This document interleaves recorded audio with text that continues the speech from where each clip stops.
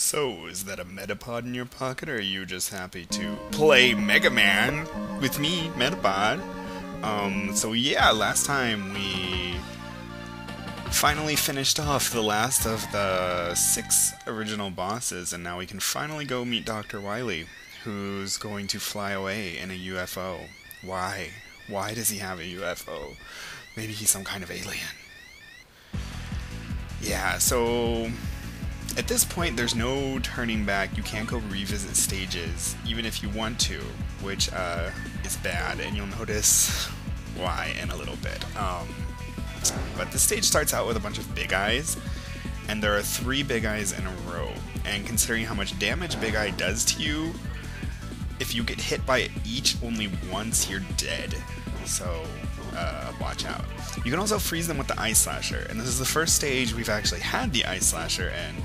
So, this is the little bit of time you're actually going to see me use it.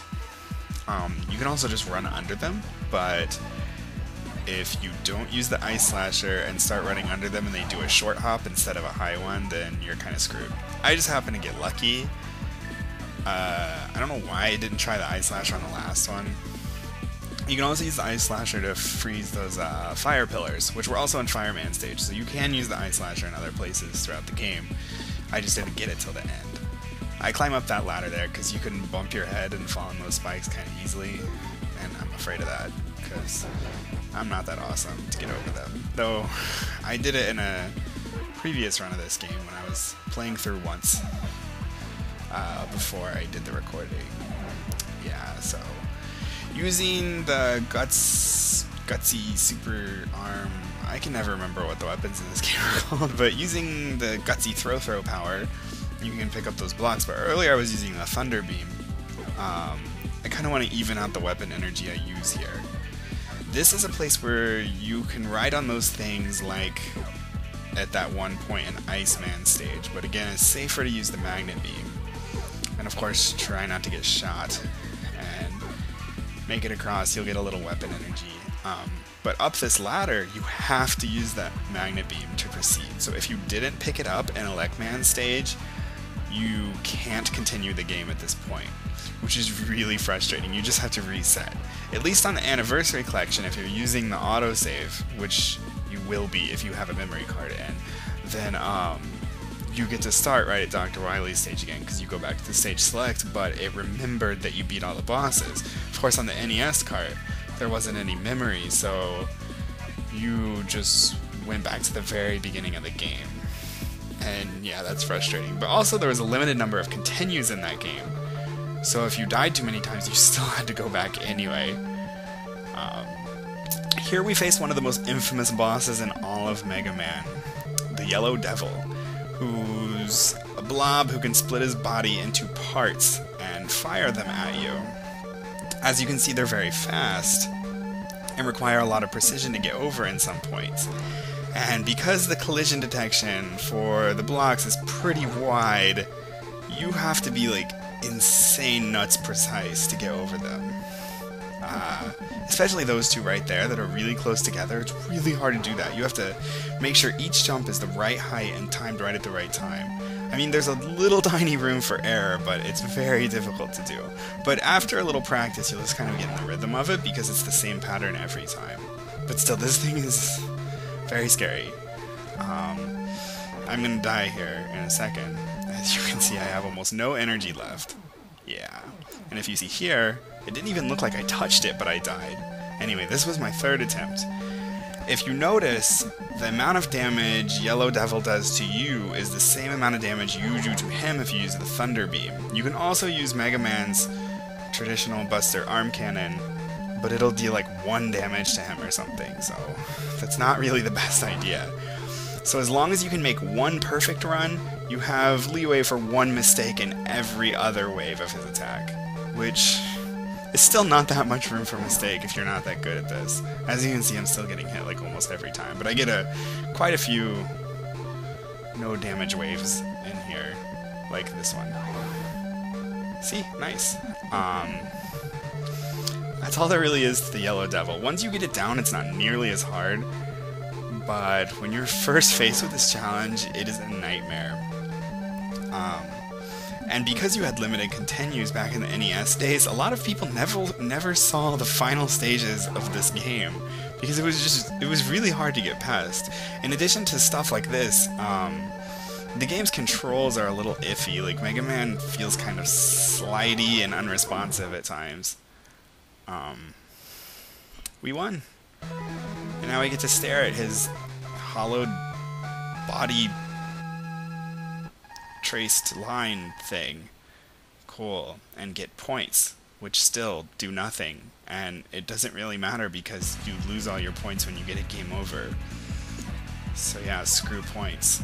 I don't think I've ever gotten to the end of this game without getting a game over. I can definitely do that in all the other Mega Man games, but this one is... yeah.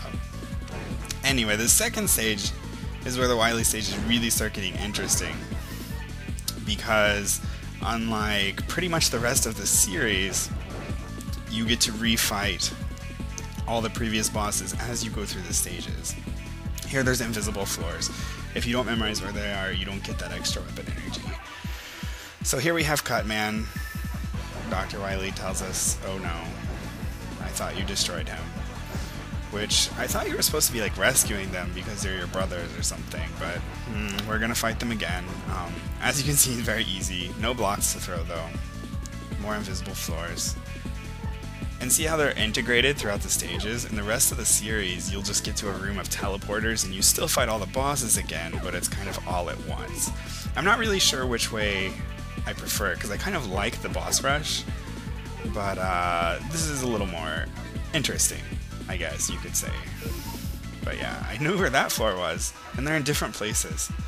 And I thought the other floor was a little farther up too. But here's Elecman, which is of course a terror.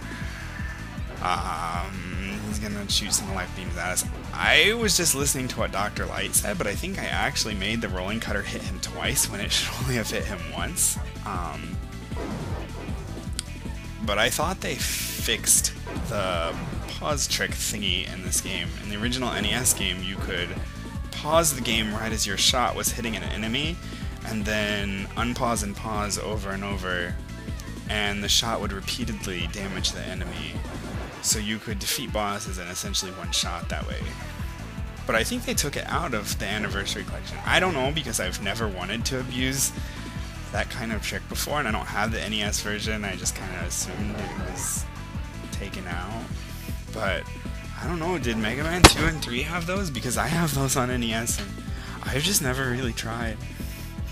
Anyway, the rest of the stage is pretty simple. As you can see, I love Firestorm. But it's nice to keep a little Firestorm for later, because we are going to need it. And you don't get nearly as much refills in this as you do in like Mega Man 3 and 4, where they just give you tons of weapon energy everywhere. Now that we're at the end, Mega Man slides on the floor and decides to just stand as this big machine starts zapping things at him. No, look, it's a clone. Great. And it's going to start shooting at you. And this is also a really scary fight. I actually think this is kind of harder than Yellow Devil, but it's probably because I'm stupid and don't know how to control it. As you can see, sometimes it's hard to tell which one is you and which one's the clone. I mean, if you're controlling it, it's a little easier to follow, but once you get kind of put on top of each other, sometimes you can get mixed up, even if you're the player. I actually beat him on my second try, though. You'll see I die here, then I somehow died 2 times on the stages. So, after this game over, I have another 0 lives coming down here. But, he reacts to your movements, so you can control him a little bit, but I don't know if it's possible to control if he jumps at you or away from you. I think if you're pushing forward, like the pressure is on or something, he'll jump backwards. But I don't really know, because sometimes he seems to jump backwards anyway, but maybe he'll just randomly jump forward or backwards unless you're pushing at him, or maybe it's a coincidence of something. He jumps around and shoots at you, and you die a lot. Because for some reason he does way more damage to you than you do to him, even though he's just a clone. And he was made like on the spot right here. So I don't know what's up with that. But as long as you can keep him away from you, like I'm doing now, he's pretty easy to defeat. yeah, not too much cool commentary this time. I'm sorry, guys. I'll say cooler stuff next time. That's what I said last time, or the time before, or something, right? Episode 5 coming soon.